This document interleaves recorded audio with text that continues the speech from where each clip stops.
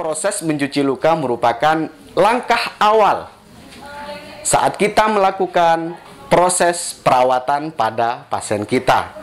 Sentuhan pertama dapat menentukan kenyamanan dan keamanan bagi pasien kita. Halo sahabat Pedicare di seluruh Nusantara, berjumpa lagi dengan kami channel YouTube Pedicare, channel yang membahas tentang segala jenis luka dan berbagai macam perawatannya. Semoga dengan adanya channel ini bisa membantu teman-teman semua dalam perawatan luka menjadi lebih baik dan bisa diberikan kesembuhan. Amin. Channel ini juga banyak pembahasan yang gak kalah serunya seperti tips and trick tentang pencegahan, gaya hidup sehat maupun informasi kesehatan agar terhindar dari luka. So, jangan lupa komen, like, and subscribe untuk informasi menarik lainnya. Yang perlu diperhatikan dalam proses mencuci luka, yaitu bagaimana yang pertama adalah kita harus mempersiapkan terlebih dahulu alat ataupun instrumen-instrumen yang dibutuhkan dalam mencuci luka. Selanjutnya adalah bagaimana kita mempersiapkan alat pelindung diri, ya. Satu, yaitu celemek yang fungsinya nantinya agar tidak terpercik cairan-cairan yang kotor dari luka. Oke. Yang kedua adalah kita harus memakai masker.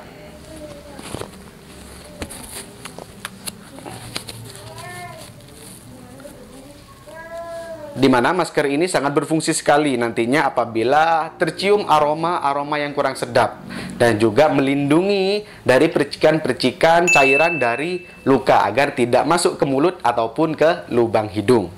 Oke. Dan juga yang perlu diperhatikan adalah bagaimana kita menggunakan teknik-teknik yang harus kita aplikasikan dalam proses mencuci luka. Yang pertama, yaitu teknik irigasi, menggunakan cairan yang sudah biasa digunakan, yaitu bisa NaCl, bisa normal salin, ataupun air mineral, dan juga antiseptik yang digunakan. Yang kedua adalah teknik swabbing, di mana kita biasanya melakukan menggosok-gosok, ya, mengusap bagian luka dan juga area sekitar luka menggunakan telapak tangan kita ataupun skin to skin yang fungsinya adalah agar tidak terjadi trauma pada jaringan ataupun menimbulkan rasa nyeri dan juga memberikan rasa nyaman terhadap pasien kita. Selanjutnya, teknik swabbing kita biasanya menggunakan kasa, di mana kasa ini biasanya kita aplikasikan untuk menghilangkan kotoran-kotoran yang sangat sulit yang berada pada jaringan luka. Biasanya kita menggosoknya menggunakan kasa, ya, secara perlahan dan hati-hati agar tidak menimbulkan trauma dan juga nyeri sehingga pasien merasa nyaman dan juga aman.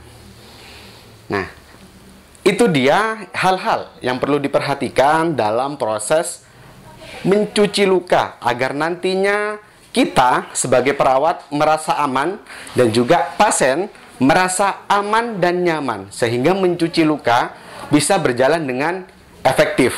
Kenapa?